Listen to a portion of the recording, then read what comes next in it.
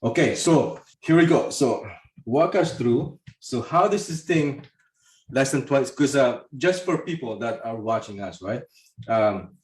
We all taught it in a train that your secondary property is always going to be at a 20% down payment, right? And we're saying that there are ways for you to actually purchase a secondary property without you having to put on that 20% down, right? So just for everybody, okay, that are watching us live, okay, we are not tax experts, okay, we're not accountant, right? So we are basically where I'm a realtor and he is a mortgage broker. And what we do is we basically give you the, like what we know based on our experience. So there's a ways, maybe Jeff, you could talk about this. How for an individual to go into a secondary property-based investment property or your a secondary primary home, right? Give us what the difference is, and yeah, it's for everybody to understand. Yeah, so there is sort of a misnomer out there that even not just buying your secondary property like a second as if you have two homes, but some people think if you say sell your first home and buy your second one, you need 20% down, which is totally not accurate. You could buy the next 5 homes if you wanted to with 5 or 10% down, right? Most people wouldn't, especially if you have all the equity that you would have now.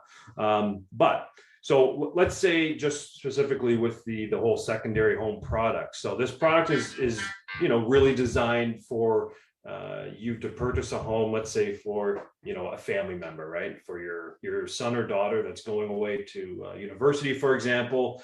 Maybe that's in Guelph or Waterloo, one of these great towns. That would be an awesome place to buy an investment property. You can buy these with as little as 5% down, right?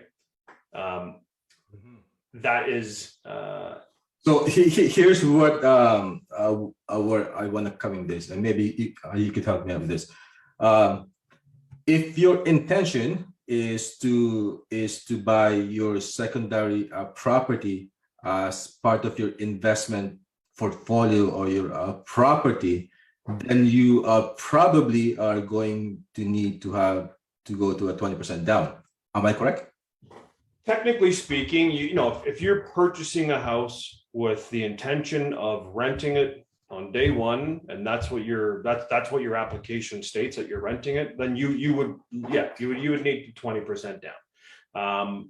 There are many situations. I have many clients that have bought secondary homes for their child or their elderly parents, and then maybe the parents pass on or move to a retirement community, or the kids don't need the house anymore, and then they turn it into a rental, right? And I mean, there's nothing to say you can't do that down the road, but technically speaking, this product is for the secondary home product is supposed to be for you purchasing for, say, a family member or something like that. So or a cottage or investment recreational property. So here's what my creative mind is doing now, right? So can the government really find out, or the lender really find out if you really are using this property when you declare it as let's say your secondary home, right? Or can they find out if you actually doing it as for investment, making money from this property? Well, nobody's really, or I've never heard of anybody from a lender knocking on a door to see who's living there per se. Correct.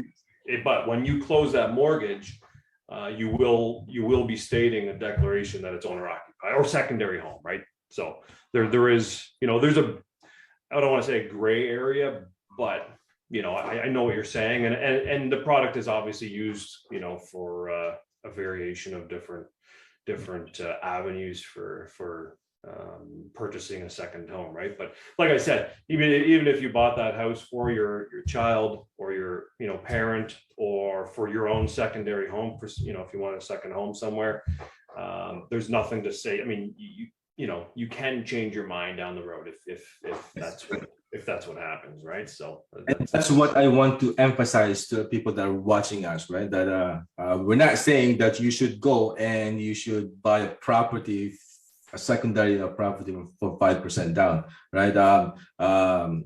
Again, it will boil down to what is your intention is when you're purchasing this property. If you know that this property is going to be for investment purposes, there are probably the like likelihood of you when you file your taxes that it might come up, right? So it might not come up now, or it might come up down the road, right? So, but in theory, you could really purchase a secondary property for less than 20% down, right? And this is just like what Jeff said, right? It's just basically what is your when you're doing it, is your intention, right? Because what might what legal to Jeff might not be legal to me. You know, what might not legal to me might not be legal to a CRA or the lenders, right? So yeah, so I just want to be clear, right? But in theory, based on what Jeff said, is you could technically purchase a secondary property for as little as 5%, 5 to 10%, depending on what your profile, of course, right? Your credit score, your applications, right? Okay, so. So it says, do you have a restrictions? Yeah. So far there is can you purchase like more than one or two, or how many secondary home can you purchase using a secondary using the less than 20% down? You would only really be able to purchase one, right? Because it's a second home. So you wouldn't really be able to go to your, third second home or fourth second home. That would be difficult. But, you could purchase a second home and then another investment property. So let's say you buy your second home with the 5% down, 5 to 10% down, depending on the purchase price, because they have that rule, right? Where if it's anything over 500,000 purchase price, you got to put down 10% of that remaining amount, right? So sometimes it works out to about 6 or 7%, depending on where you're buying. But you could buy that second home for that, 5 to 10% down or 5 to 6% down. And then your investment property, third property could be with the 20% down.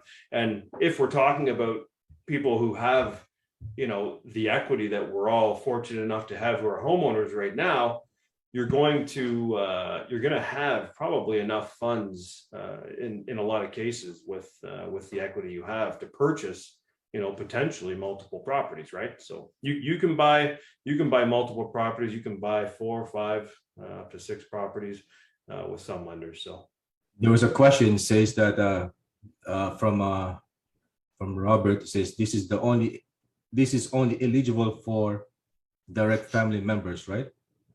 The secondary home, yeah, the secondary home is eligible. Yeah, you can't.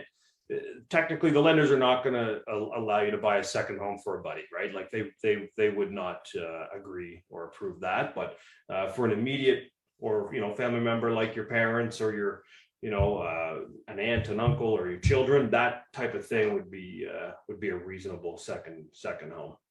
Is there categorized to be as nephew? Nephew? Potentially, yeah, that could potentially work. So when you get outside of your immediate family, like your parents and your kids, it may be a case by case, right? But we have, we're always willing to definitely look at any scenario and try to help you out. So nephew would be possible, yeah.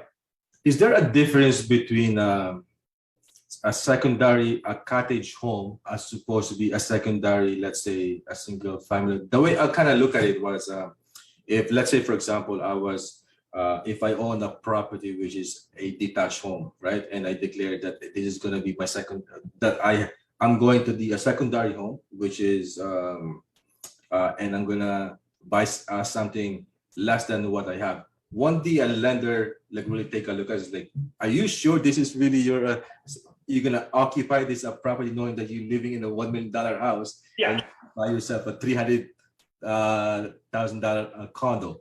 Yeah, lenders are not stupid, right? I mean, they've seen everything, right? They literally have seen every trick in the book. So if that's the case, and that's really the case, and you're moving into, let's say, a condo, there would probably have to be a pretty good reason. That could be maybe you're downsizing, maybe your kids have left to university, you want to downsize, but you have this amazing potential lease that you could, have, or investment opportunity on the current house that you're in, the big house. Maybe you can rent it to a family for $5,000 or $6,000, right, a month, which isn't that far off on $1 million+ house right now. So, those are scenarios that we can look at for sure. Awesome. Okay. But so you got cut off. Yeah, I mean, you brought up a good point. The lenders do look at those things, right? What is this next property you're buying? And if it's, doesn't make sense, if you're 20 years old and you're saying that you're moving out, or you're downsizing because your kids have gone to school, that's probably not the case. Right. Yeah. Because I was looking at that too. Everybody might be saying that,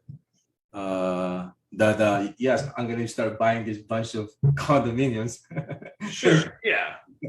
But I mean, a condominium is a legitimate second home purchase, right? There's definitely some legitimacy to buying a condo as a second home, right? For your child or your parent or family member. Okay. So yeah, so that answered that. So yeah, 20% down, yes. Less than 20% down, you could buy that a secondary home.